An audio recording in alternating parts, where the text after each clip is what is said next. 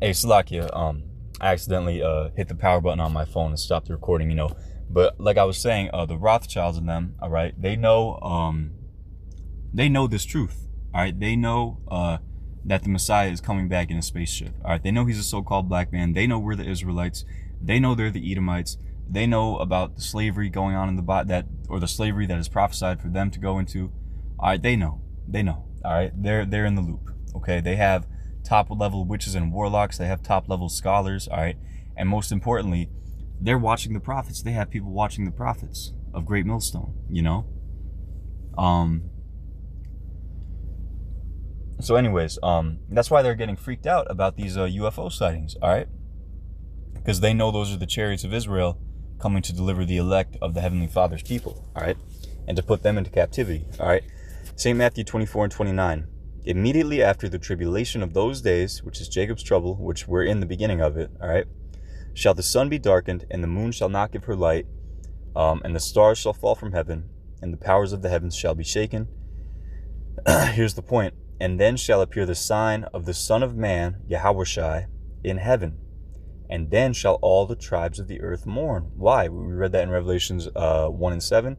And we read why in Isaiah 66 and 15 and Jeremiah 25 and 30, because these ships are going to be doing a lot of killing, all right, as well as Habakkuk 3 and 4, right? And they shall see the Son of Man coming in the clouds of heaven. Whoo! Coming in the clouds of heaven. The so-called spaceships, all right, with power and great glory. And he shall send his angels. What are his angels going to be driving in? Those spaceships, all right? And he shall send his angels with a great sound of a trumpet, and they shall gather together his elect. So that's who this truth is for. Romans 11:7, right? The elect. Because Yahushua is not going to send his angel to go beam somebody up, and they don't even know what the hell is going on. They're going to be sealed with the truth. All right, could you imagine how disturbing that would be if just out of nowhere, just a UFO just pulls up and tractor beams you up and you get turned into an immortal? You'd be like, what the fuck is going on? Excuse my language, but you would, that would be a hell of a crazy, experience, which it's still going to be a crazy experience for the elect, but the elect are going to be expecting that, the Most High is going to give them this truth, all right, and he's going to give them the faith to believe in it, so yeah, that's for the elect. The elect are going to get beamed up into the ships and changed, okay? 1 Corinthians 15 and 50 on down, all right? We shall all be changed when we meet the Lord in the cloud, all right? Again, that cloud being a so-called spaceship, all right? And let's get one more precept, and then I got to get back to the job, all right? But let's get this. Psalms 104 and 3, who layeth the beams of his chambers in the water, talking about the Heavenly Father, who maketh the clouds his chariot. Okay, a chariot is a vehicle, right?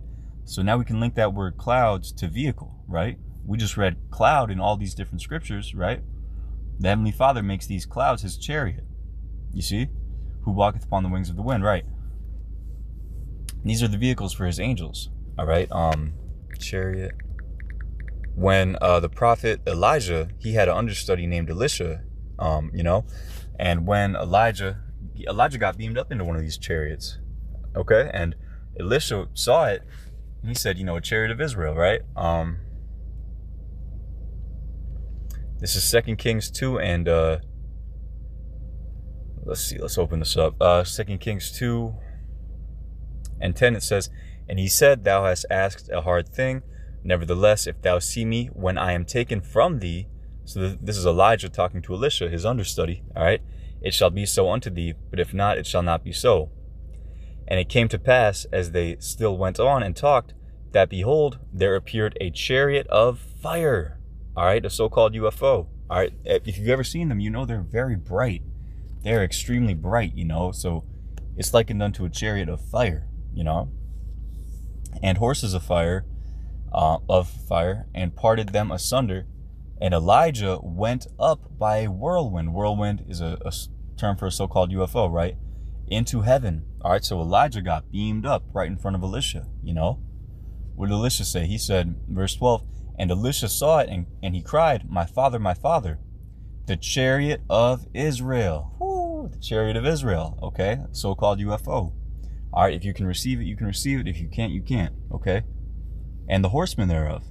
And he saw him no more, and he took hold of his own clothes and rent them in two pieces. Yeah, because Elijah, that was Elisha's. That was like, you know, his mentor. You know, he was a big part, you know, of his, you know, of you know, giving him guidance and tutelage. You know, so to have him taken away from him, you know, that was very devastating for Elisha. You know, but hey, you know, with that, you know, I gotta you know, get back to work. So hey, you know, I want to give all praises, glory, and honor to Yahweh, Bahashim, Yahweh Shai, Bahashim, Rakak, Wadash.